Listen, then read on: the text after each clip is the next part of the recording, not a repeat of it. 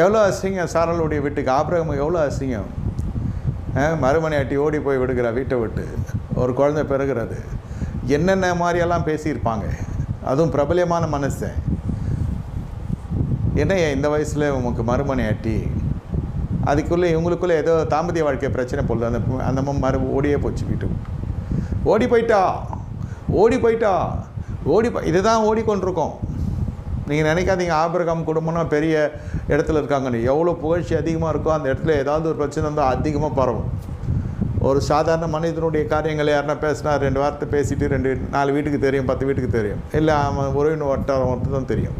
ஆனால் பிரபல்யங்களுடைய விஷயங்க தலைப்பு செய்தியாகவே வந்துடும். எவ்வளோ அவமானம். இந்த நேரமெல்லாம் எப்படி இருக்கும் யோசித்து பாருங்கள். குடும்பத்தில் ஒரு அங்கத்தினர்கள் ஓடி போயிட்டாங்க. ஏன்? சாராள் இவர்களை கொண்டு வந்தாங்க, தேவனுடைய சித்தம் இல்லை, அது மாதிரிலாம் யாரும் சொல்லுவாங்களா? இவங்க நல்லா ஜெபிக்கலை, இவங்க தெரியாதனமாக செஞ்சிட்டாங்கலாம் சொல்லுவாங்கள்ல. எவ்வளோ பறைசாற்ற முடியுமோ அவ்வளவு அநாகரிகமாக பறைசாற்றும் உலகம். இந்த நேரத்தில் நகைக்க முடியாது.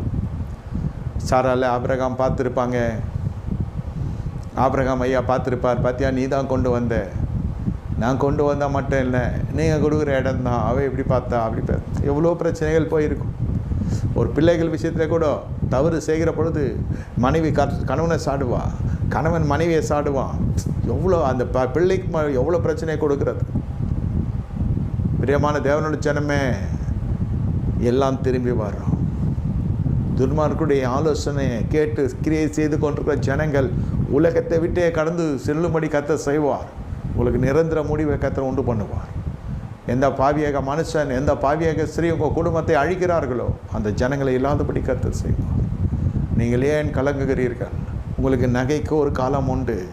இது காலம் அழுதீர்கள், உலகமாக நகைத்தது. ஆண்டவர் சொல்லுகிறார், உங்கள் துக்கம் சந்தோஷமாய் மாறும். நீ குடும்ப அகத்தின் சஞ்சலத்திற்குள்ளே போய் கொண்டிருக்கிறாய். பிரியமே ரூபவதியை கர்த்தர் உன்னிடத்தில் இடைப்பட்டு கொண்டு இருக்கிறார். தீர்க்க தரிசனம் நான் சொல்லுகிறேன், பூமியில் ராதபடிக்கு துன்மார்க்கனை கர்த்தர் அழித்து போடுவார். துன்மார்க்குடைய கூட அழித்து போகும். நீதிமானுடைய வீடோ கண்மலையின் மீது கட்டப்படும்.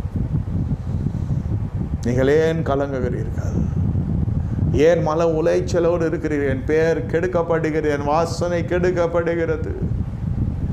அவ்வளோதான், இனி தலை காட்ட முடியாது. என் தேவனுடைய நாமத்தில் நான் சொல்லுகிறேன், நீங்கள் எங்கு வெட்கத்தை காண்கிறீர்களோ அங்கே இதே இடத்தில் உயர்த்தப்படுவீர்கள்.